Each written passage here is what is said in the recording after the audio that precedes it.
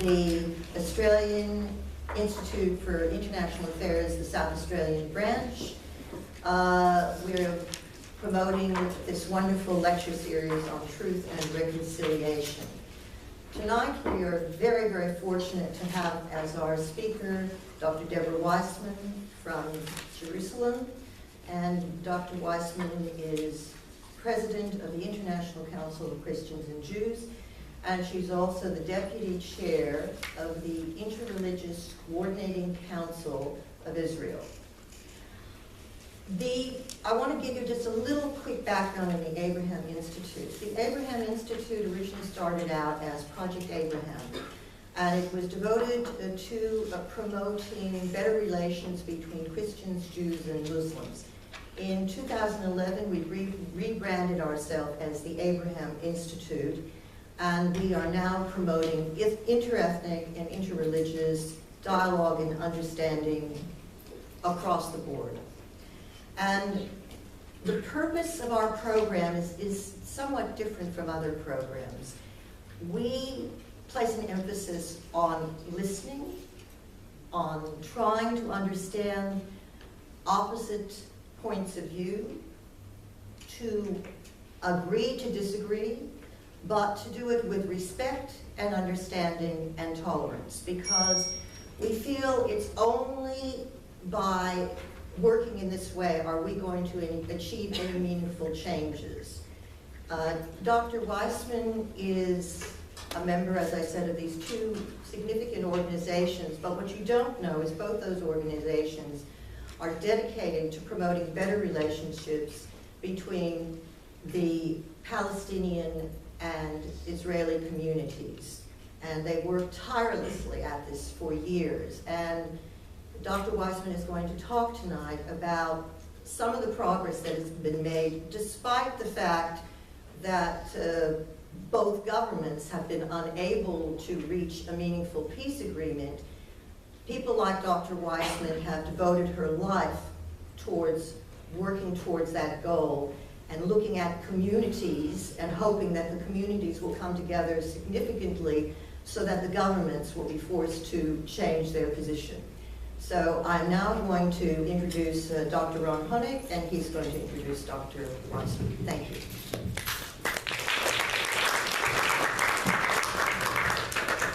Thank you, Kitty. We wish to acknowledge the Ghana people, the original custodians of the Adelaide Plains and the land on which the University of Adelaide campuses at North Terrace, Waite, Theberton and Roseworthy are built. Dr. Debbie Weissman was born in New York and settled in Jerusalem in 1972.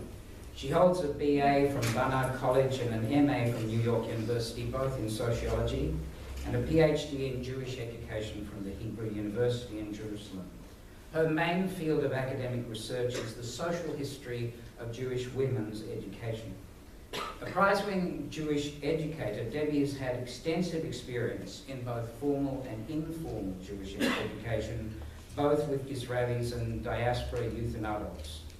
For 9 years, she was the director of a teacher training institute for Israeli high school teachers. Prior to that, she worked for 12 years at the Hebrew University, primarily in the Milton Center for Jewish Education and the School for Overseas Students.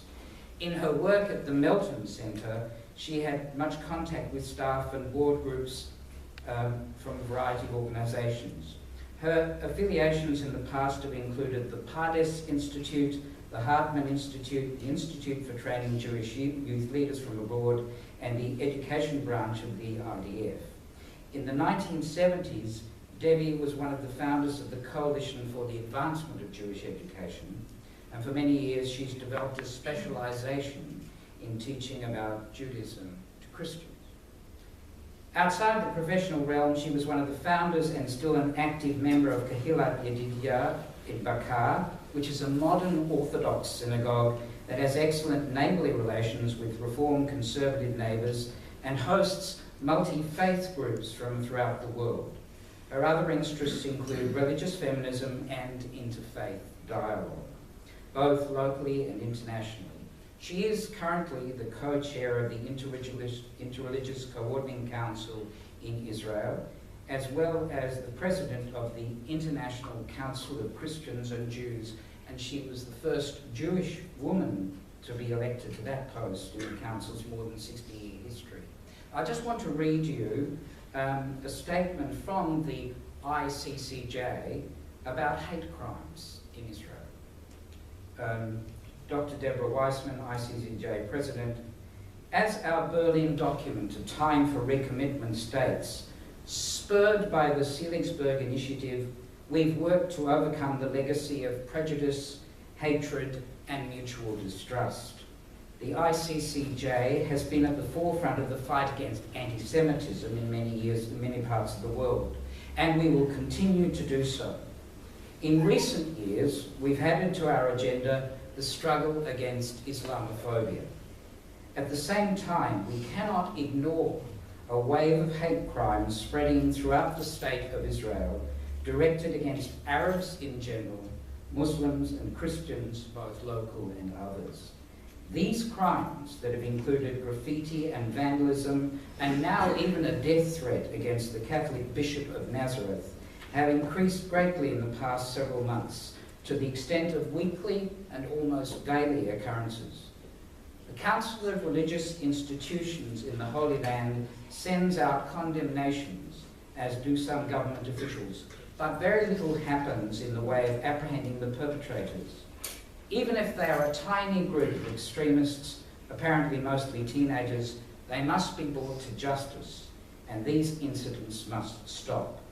As Israel prepares to celebrate its 66th anniversary, much more must be done to fulfill the ideals stated within our Declaration of Independence, which promises equality for all its inhabitants, irrespective of religion, race, or sex, freedom of religion and conscience, and the safeguarding of holy places of all religions.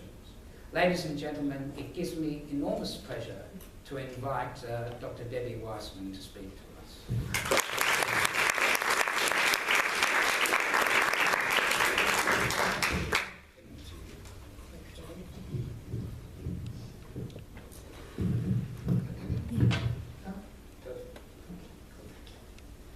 Hi.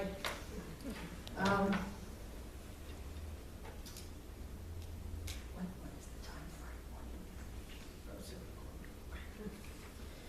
for? Okay, so first of all, I want to say how honored I am to be here in such wonderful company of peacemakers and peace builders, and maybe later I'll discuss the distinction between the two. And I want to thank three people who made this possible. First of all, my dear friend, Reverend Dr. Michael Traynor, who really initiated the idea of me coming to Adelaide to begin with, calling it Australia's best kept secret, and now I see why. It's really a lovely city and community, and I've enjoyed the short time that I've been here. Secondly, I want to thank Dr. Catherine Good. No? Oh, sorry. Okay. You just got an honorary doctorate. That happens all the time. Anyway, for organizing the series and inviting me to be part of this group. And I want to thank Dr. Ron Honig of the South Australian Council of Christians and Jews, also for, as you see, sponsoring my visit. And if there are other people who are involved, maybe Dr. Zuckerman, please, I thank all of you. It's really been a very special privilege for me. Now, I'm sure that I'm going to say things that some of you are going to disagree with. Some of you might disagree on the right, some of you might disagree on the left. That's fine. And by the way, I don't consider myself a centrist. So all I ask is I'm going to keep my opening remarks very short. And if you disagree, please feel free to say that when we have time for comments and questions and discussion. I'm eager to listen to you, and I hope you'll also listen to me as I present my view. So, Before I do anything else, I want to mention that the International Council of Christians and Jews actually has within it a framework called the International Abrahamic Forum. So in that sense, we're kind of close to the Abraham Institute. So that although we began and we continue to be a special framework for dialogue between Christians and Jews, we also have a framework for trilateral dialogue, which includes Muslims. And the ICCI in Israel is an organization of Jews, Christians, and Muslims because, as I'm sure many of you know, after the Jews, the second largest religious group in Israel are the Muslims. About 18% of our population are Muslim, and only about 2% are Christian. So it makes sense to involve all three groups within a dialogue situation, and sometimes there can even be bilateral dialogue. For example, there is a group that ICCI sponsors of rabbis and imams, just Jews and Muslims who get together in dialogue. So that can also take place.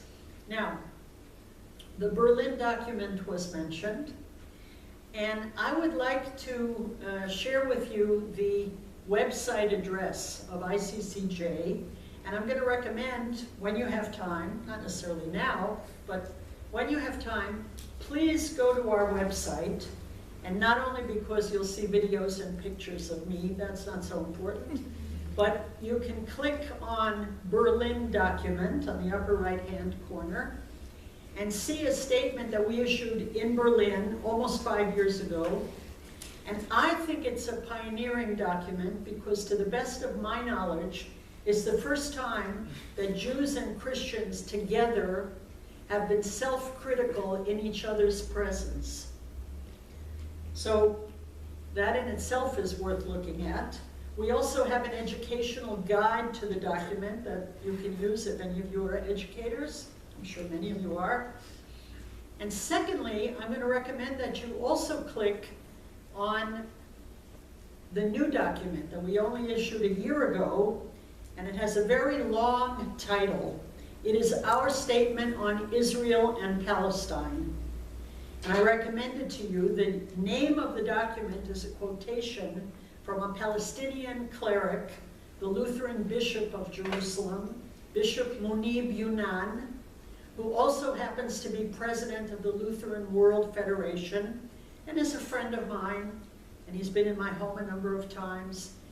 Munib said, "As long as you believe in a living God, you must have hope." So this is our statement as believing Jews and Christians, and actually one of the people involved was a believing Muslim, or he still is, a believing Muslim. So together we composed a document that I offer for your perusal. What's the address? Very simple. www. You have that? Okay. ICCJ.org.